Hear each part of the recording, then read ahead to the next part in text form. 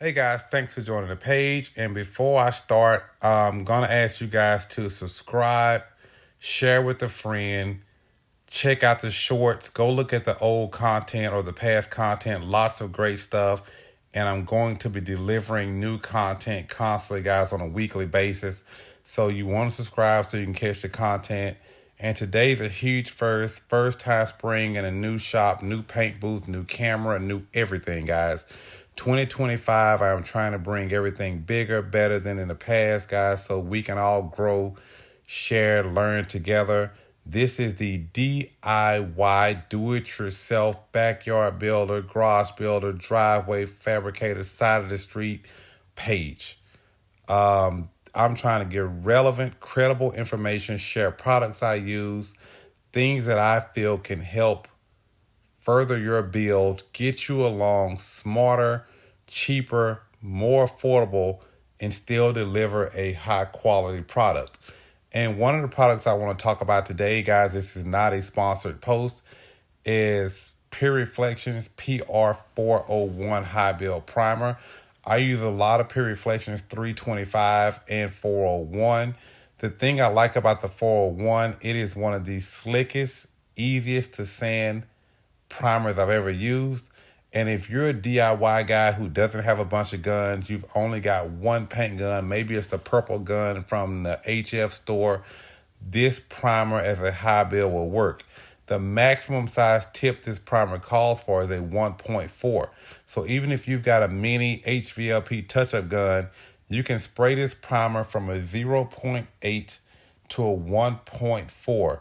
This is a high solids, low viscosity primer, which makes it work. And I know it sounds a little bit strange and weird, but one of the unique things about it, if you pick this can up by weight, it's the same as your traditional polyester primer. I would say the hybrid or the magic component in it, as I would explain it without me being a scientist or a lab tech, is it's very comparable to your expanding spray foams. How it goes on versus how it cures and dries, totally different. And it's one of the things I love about it.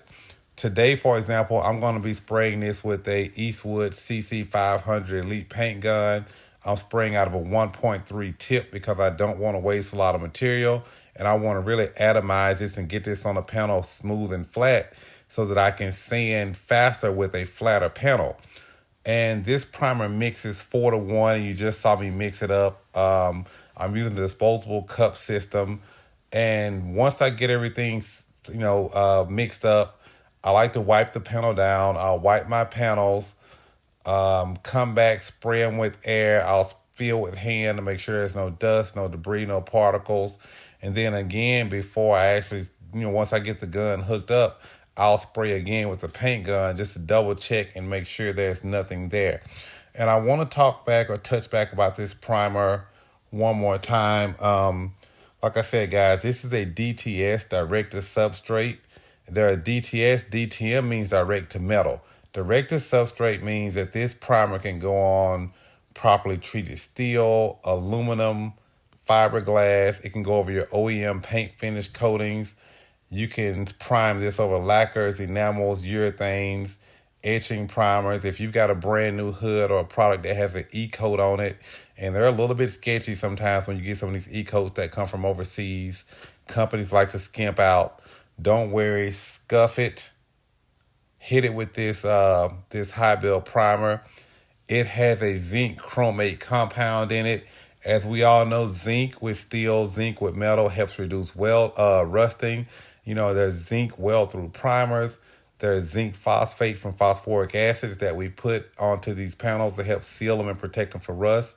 This primer has a zinc component in it to help seal and protect your panels, as well as having a great high build finish to it.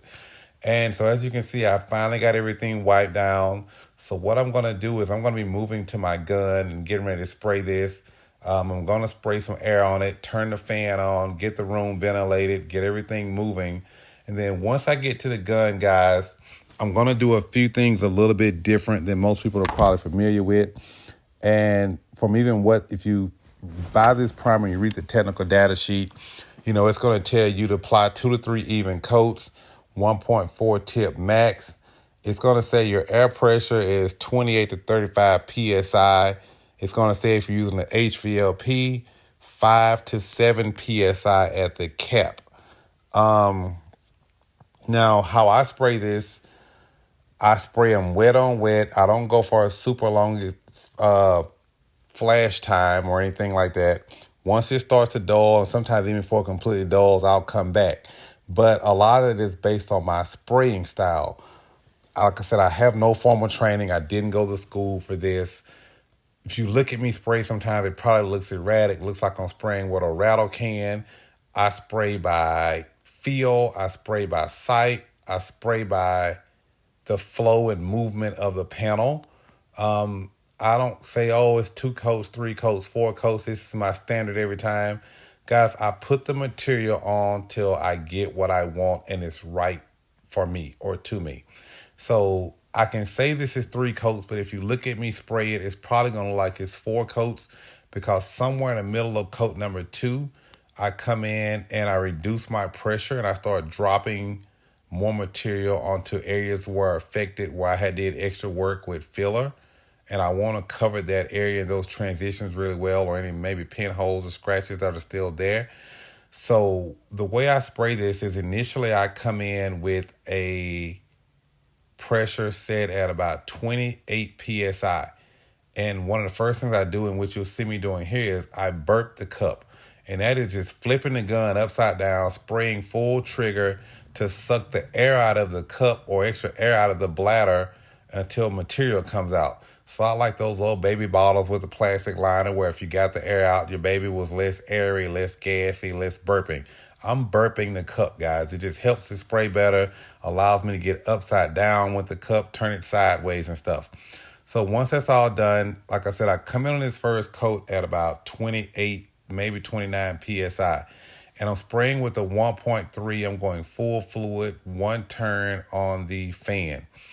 And I'm always nervous when I'm spraying my first coat. I mean, every single time, I don't care how many times I spray or pick up a paint gun. Things can go wrong. Things can happen. I don't care if you follow the same process, the same protocol every time. Things happen. You get reactions, you get fish eyes, you get an array of things where 2 products may not like each other. And you can use the same wiping cloth, same solvent, same prep, same air. You can drain, you can do everything the same way every time. Things happen when you paint. The common cliche is pray before you spray, and I always do that. So you'll see me go through some routines several times, guys. I don't have a nervous tick or anything.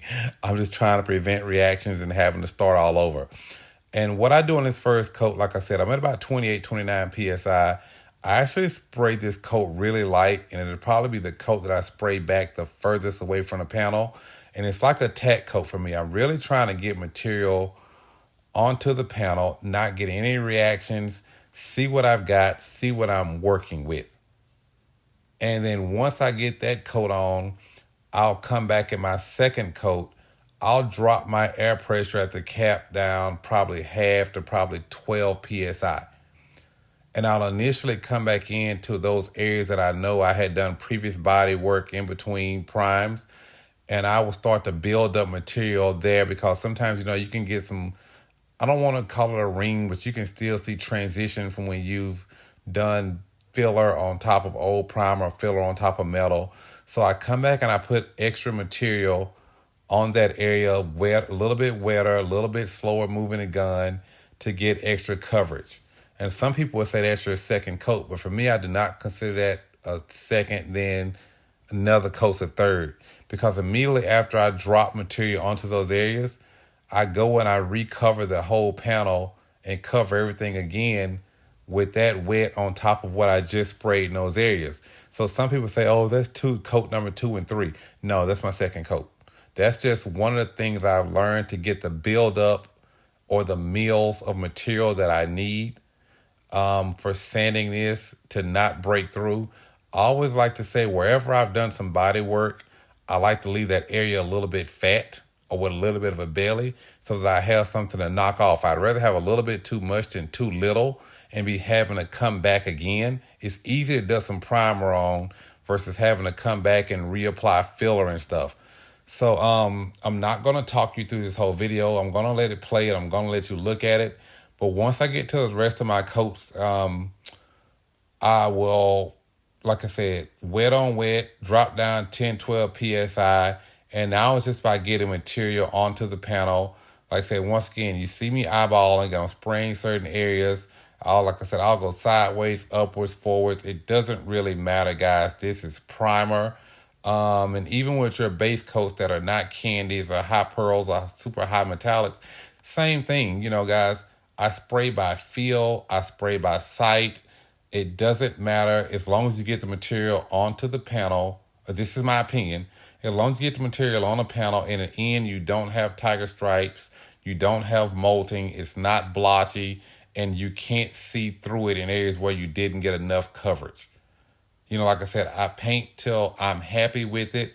I'm always going to do a drop coat so I can even out a panel no matter what I'm spraying. I'm going to do a drop coat. I'm going to do a field coat. Even with my primers, guys, I want things even. I want them flat. So not to talk you through it too much, but here's 3 coats. First coat, 28 PSI. Second and third coats, about 12 PSI.